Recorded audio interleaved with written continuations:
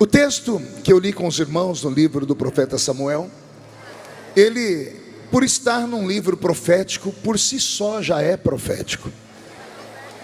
Ali o texto diz que Deus é aquele capaz de transformar a maldição em bênção. Que Deus é capaz de pegar uma pessoa ilustre, desconhecida, e torná-la uma pessoa formidável e de renome sobre o planeta Terra.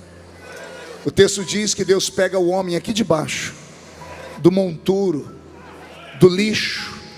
Monturo é lixo. Ontem eu falei sobre a porta do monturo. Era por onde Israel tirava o lixo da cidade. A Bíblia diz que Deus tira o homem do lixo e coloca o homem entre os príncipes e os reis da terra. A palavra homem aqui não é no sentido masculino, ela aponta para a humanidade. Ou seja, é a forma de Deus dizer: eu levanto qualquer ser humano. Não importa se é mulher, se é homem, não importa se é criança, se é adolescente, se é um jovem, se é um recém-casado, não importa nem se é um ancião. Se o Senhor achar graça em você nesta manhã, Deus pode fazer com você exatamente isso. Eu não sei você, mas eu, por um tempo da minha vida, me cansei de humilhação. Não sei se há alguém aqui que veio para essa festa dizendo: Senhor, eu estou indo ali para o Senhor mudar a minha vida, porque eu estou cansado de ser humilhado, cansado de ser deixado para trás, cansado de ver as oportunidades se perderem, e eu quero viver como um filho de Deus de fato deve e merece viver. A Bíblia Sagrada é um livro de direitos e é um livro de deveres. Para conquistarmos os direitos, precisamos executar os deveres. O problema de muitas pessoas é que não querem executar os deveres, querem apenas os direitos. E quando você busca apenas os seus direitos, você acaba se transformando numa pessoa ingrata. Por isso Deus nunca dará nada de graça para ninguém. A única coisa gratuita que Ele deu para nós, foi para nós gratuito, mas para Ele custou tudo, que foi a morte do seu Filho lá na cruz do Calvário. O sangue de Jesus nos libertou e nos salvou.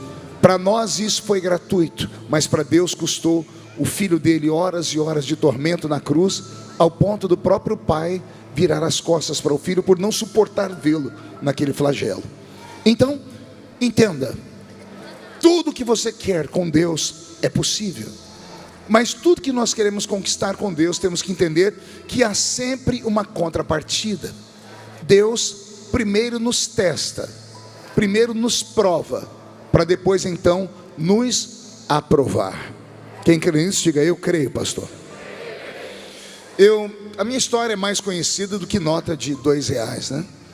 Filho pobre de uma mãe solteira, nascido no meio do mato, no interior do estado de São Paulo, sem pai, sem documento de pai, sem nome de pai no documento de nascimento, criado numa casa extremamente pequena, extremamente pobre, abaixo da linha da pobreza, abaixo da dignidade humana, essa é a verdade. Morávamos em 12 pessoas dentro de 2 cômodos. Eu sempre faço uma brincadeira, né, para as pessoas entenderem o que é 12 pessoas morar em 2 cômodos. Imagine você que um dia à noite eu acordei e falei: mãe, estou chorando aqui. Ela falou: estou vendo. Por que você está chorando? Eu disse: mãe, eu estou coçando a minha perna e não sinto a minha perna, perdi a minha perna. E a minha tia gritou: você está coçando a minha perna. Porque não é você. Era muita gente, pastor Gilmar, dentro. Era quase que um ninho de rato, né? Você ri porque você é de Franca, lá perto da minha cidade, você conhece Orlândia. Então lá no meio desta pobreza toda, dessa miséria toda, eu sei o que é padecer necessidades. Um dia desse eu estava conversando com as minhas filhas e eu falava para elas: o Natal da minha vida, para todos os seres humanos normais, o Natal é dia 25 de dezembro. O meu era dia 26 de dezembro. Pergunte por quê? Só falo se todo mundo perguntar. Porque no dia 26 de dezembro, a minha mãe, que era uma empregada doméstica, hoje chamada de secretária do lar, ia para a casa da dona Elza Graner Araújo, uma mulher que tinha uma situação 1000 vezes melhor do que a nossa, e tudo que sobrava da mesa dela do Natal, ela deixava para a dona Lúcia, minha mãe, embrulhar e levar para casa. Então o meu Natal era no dia 26. Eu esperava sempre o dia posterior ao Natal, para poder comer um frango melhor, para comer uma sobremesa mais gostosa, porque eu era filho de uma mulher extremamente pobre. Aconteceu na minha vida literalmente o que aconteceu nesse texto de Samuel. A minha mãe, quando ficou órfã de mãe, o meu avô abandonou as crianças, eram vários filhos, os vizinhos pegaram os filhos mais novos para criar, e a minha mãe era mais velha, de 13 anos, e ninguém queria uma menina de 13 anos bonita em casa, as mulheres tinham ciúmes. Minha mãe foi morar no lixão da minha cidade, chamava-se Remonta, ou Monturo, foi lá que a minha mãe foi morar.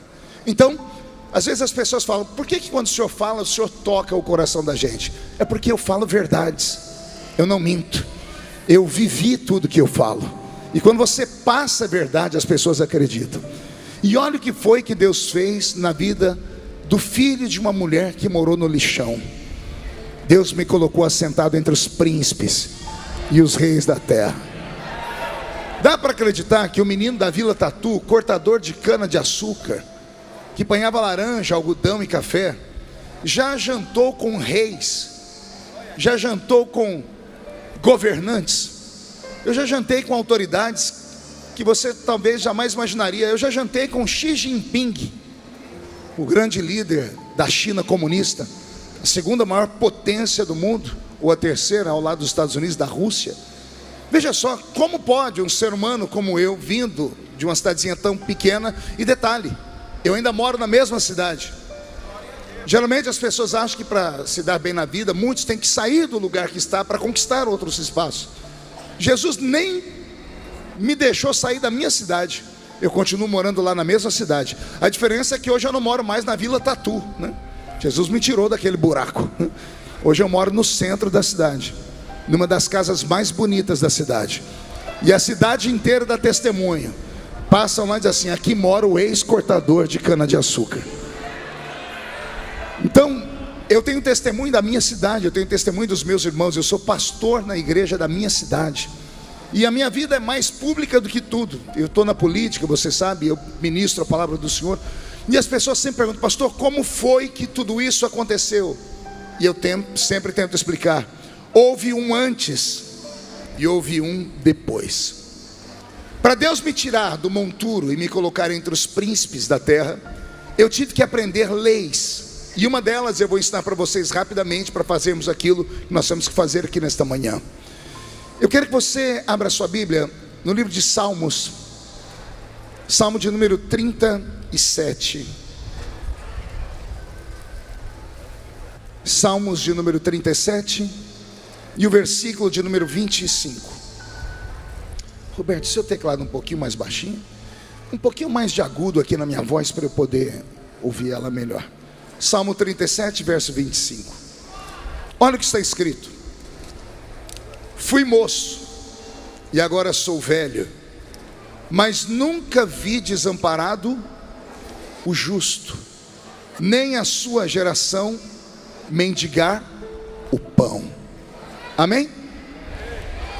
Fui moço, agora sou velho, nunca vi desamparado quem? Não ouvi? Não ouvi. Nunca vi desamparado o justo, e em contrapartida, nem a sua geração mendigar o pão. O que é a geração do justo? Filhos, netos, bisnetos, tataranetos, até a quarta geração. O salmista está nos dando aqui um ensinamento. O salmista Davi está tentando ensinar para nós algo que é muito profundo, e nós, por falta de conhecimento profundo, interpretamos esse texto da pior maneira possível.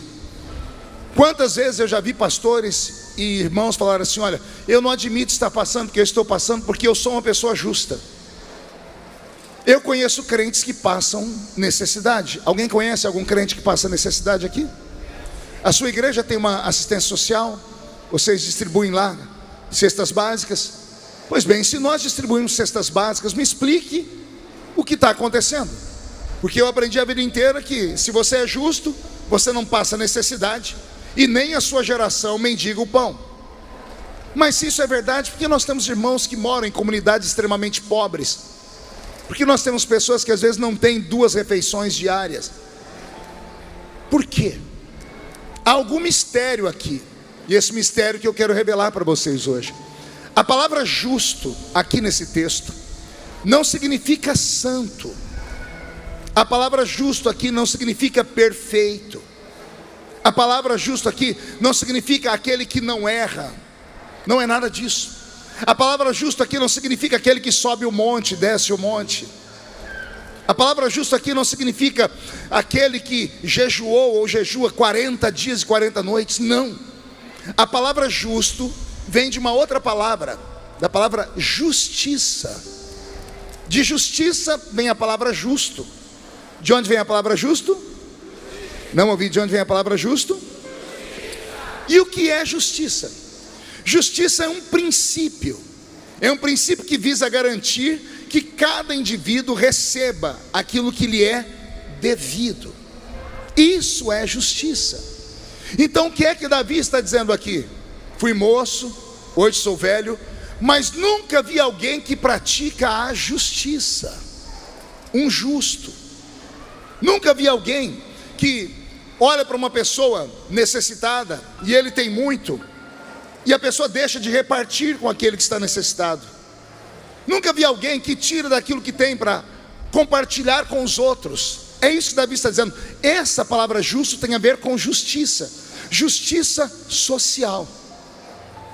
A Bíblia Sagrada toda sempre vai falar para nós que Deus tem um grupo da terra, crentes ou não crentes. Deus não faz distinção de religião, por quem Ele se preocupa.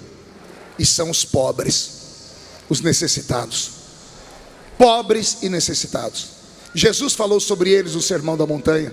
O próprio Deus deixou no livro de Provérbios uma fala linda: aquele que dá ao pobre, a mim me empresta. Olha só, olha Deus dizendo assim: se você der a um pobre, você está emprestando para mim. O Senhor, o dono do céu, o dono da terra, o Criador do universo. O que diz a água pare, a água para. O que diz ao céu se mova, o céu se mova. O que traz à existência aquilo que não existe.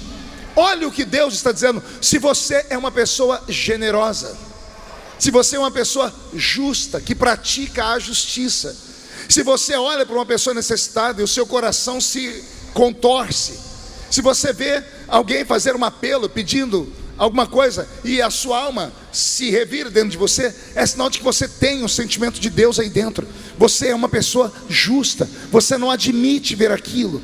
Mas não adianta também você só falar assim: eu não concordo com aquilo, e não se esforçar para mudar a situação, para virar a vida da pessoa de outra forma. Esse texto foi escrito para judeus.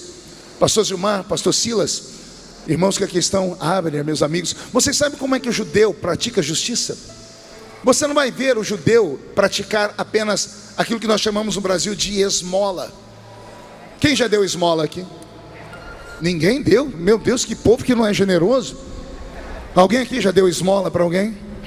O termo esmola para nós, ele é um tom pejorativo. É aquilo que resta, é aquilo que sobra. É uma moedinha, é isso, é aquilo. Isso é esmola. Para o judeu não existe esse negócio de esmola. Quando ele vai dar algo a alguém, ele pratica a justiça. Ele vai fazer algo para mudar a vida da pessoa. Ele não vai dar apenas um prato de comida, ele não vai dar apenas um peixe, pastor Lorinaldo. Ele vai dar à pessoa uma vara de pescar, vai dar a ela condições, ela conseguir o anzol, a isca, vai mostrar para ela um lugar onde tem peixe e vai ensinar ela a pegar o peixe. Porque melhor do que você dar um peixe para alguém é você ensinar a pessoa a pegar o próprio peixe. Isso sim é uma grande justiça. Então, se nós não começarmos a compreender isso dentro do reino de Deus, também nunca viveremos as coisas que o reino de Deus nos promete. Eu passei boa parte da minha vida pregando aqui nos Gideões e vendendo almoço para comprar a janta. Eu preguei aqui por 8 anos a fio, me lembro como se fosse hoje. 8 anos a fio, com agenda no país inteiro, e não tinha dinheiro para comprar uma roupa para minha esposa. Como é que pode, se eu ganhava muito e viajava, eu era um péssimo administrador? Aí eu comecei a orar, eu falei: Senhor, me mostra o que aconteceu comigo, o que está acontecendo. Aí um dia Deus falou comigo: você tem sido hipócrita. Eu falei: por que hipócrita? Porque você prega num congresso de missões e não faz missões. Você ensina o povo a ofertar e no final do culto é você que recebe a oferta. No ano que Deus falou isso comigo, o pastor Cisino ainda era vivo, pastor Silmar. Todo final do culto ele vinha e trazia um envelope. Meu filho, aqui está a sua semente. O pastor Silas lembra disso. Ele me entregou a semente. Aqui dentro começou a brigar dentro de mim, um homem e um homem. Um queria sair com a oferta e ir para embora. O outro tinha ouvido a voz de Deus. Ainda bem que quem venceu foi quem ouviu a voz de Deus. Eu falei, pastor Silas, esta oferta é minha? Ele disse, é. Eu falei, então eu quero devolver ela para o senhor. Mas meu filho, é a sua semente. Eu falei, não, pastor, o Gideon já me deu muito. Vocês me dão uma agenda todos os anos e eu não posso ser mais hipócrita. Se eu falo de missões, eu tenho que fazer missões. Se eu falo sobre oferta, eu também tenho que ofertar. E naquele ano eu entreguei aquela oferta e assumi casais de missionários em Cuba e no Chile. Era baratinho, né? Assumi missionários lá. E eu me lembro que naquele ano foi uma luta na minha vida.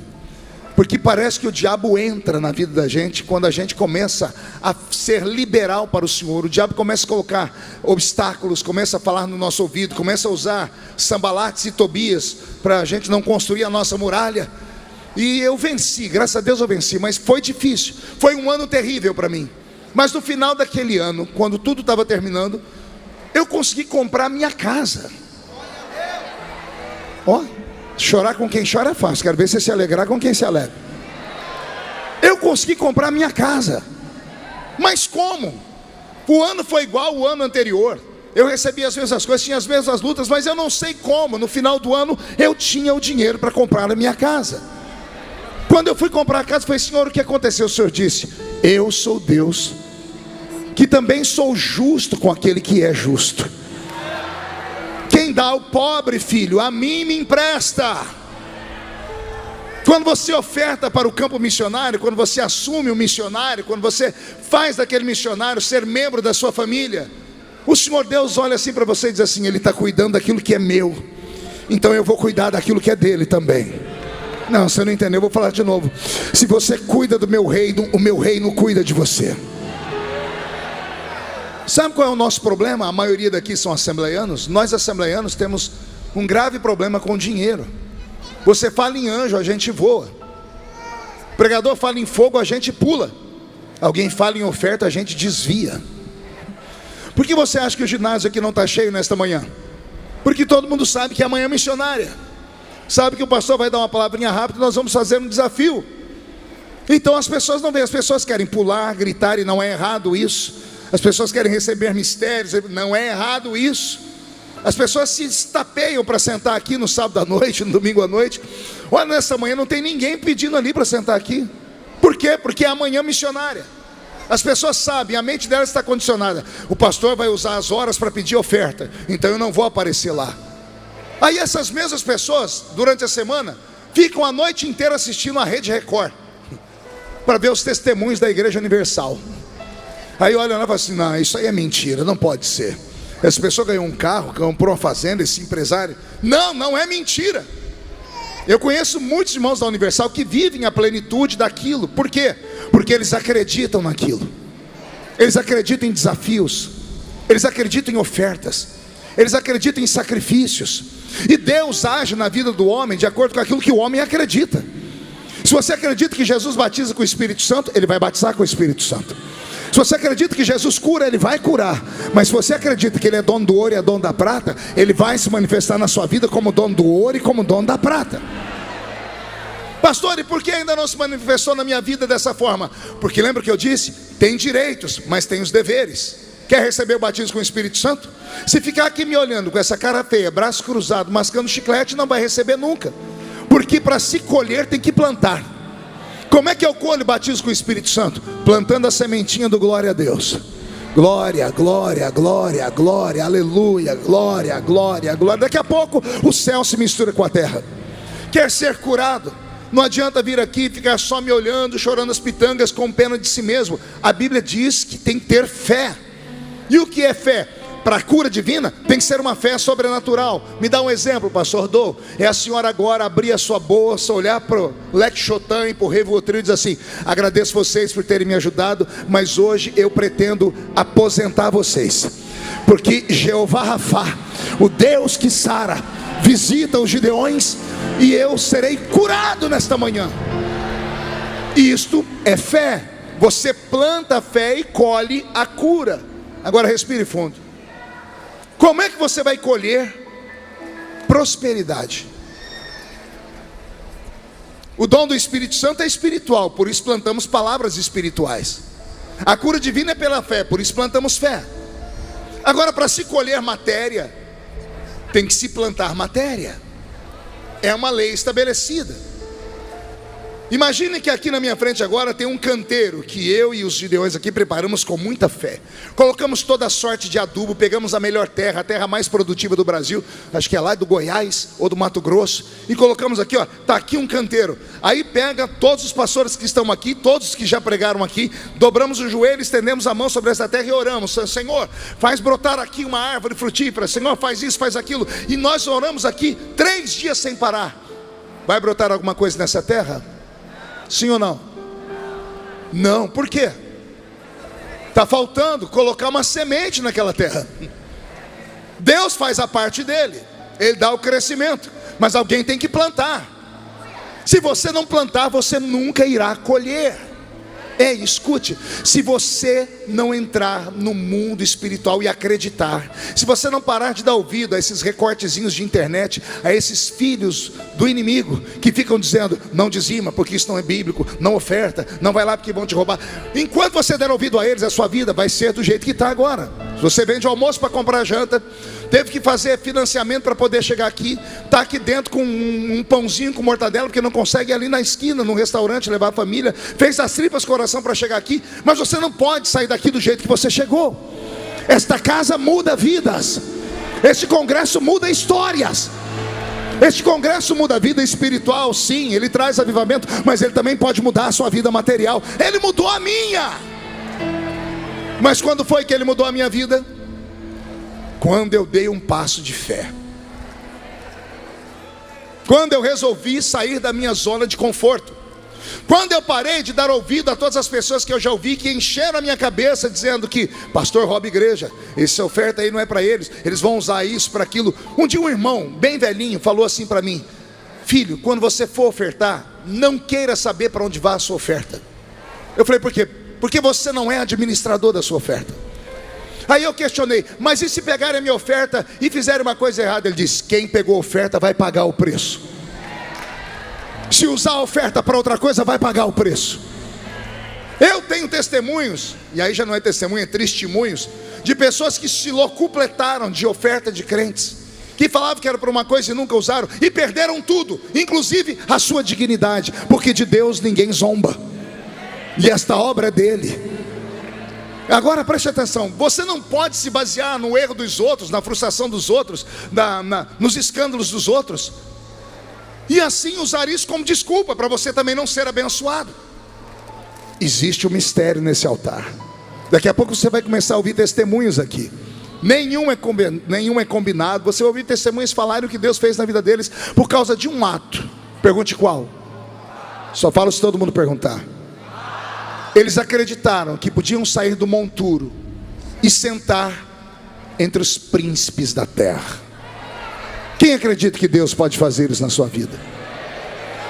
Todos os anos eu peço aqui 300 cadeiras de honra. Esse ano a fé foi um pouquinho além. Esse ano eu tenho aqui 500 cadeiras de honra.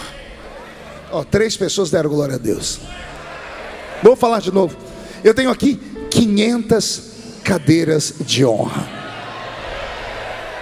Tem milagre nessas cadeiras, pastor? Não, porque são feitas de plástico. Mas há um ato profético. O que é um ato profético? É você antecipar o milagre acreditando que o milagre já chegou. É você agora ser a pessoa que está passando pelo vale da sombra da morte, não ter nada, mas acreditar que se o pastor está falando e você puder fazer o que ele falar e sair do seu lugar num ato e sentar aqui, o milagre vai acontecer. Deus falou para Josué e o seu povo: marche ao redor da muralha de Jericó. É um ato profético. Quem estava em cima da muralha riu do povo. O que é que esses pezinhos batendo no chão vão fazer? Ao final do ato profético, a muralha não caiu, a muralha ruiu. Olha aí, uma revelação para você. Nós sempre falamos: a muralha de Jericó caiu. Ela não caiu, ela ruiu. Pergunte para mim, qual a diferença? Se ela cai, ela pode cair para fora ou para dentro. Se cai para fora, mata os judeus que estão marchando. Se cai para dentro, destrói a cidade. Eles iam pegar os despojos de que jeito? Então a muralha ruiu, ela afundou, ela desmoronou. Deus colocou a mão e empurrou ela para baixo. Mas antes teve que ter um ato profético. Levante a mão direita para o céu, agarra o irmão do seu lado, com carinho, agarra o ombro dele assim. É o ombro, não é a mão não, agarra o ombro dele. Agarrou, chacoalha ele até ele ficar irritado, irrita ele. Mas com vontade, é assim que você irrita alguém? Chacoalha, vocês dois aqui, chacoalha ela ou ela te chacoalha. Os irmãos aqui, isso, chacoalhou. Diga, Deus te trouxe aqui para isso. Sacode, diga, para isso. Deus te trouxe aqui para sacudir a sua fé. Deus vai mudar a sua história nesta manhã. Deus vai te tirar do monturo e te colocar entre os príncipes da terra. E só quem crê, não dá um grito agora não, dá um berro de glória a Deus nesse lugar.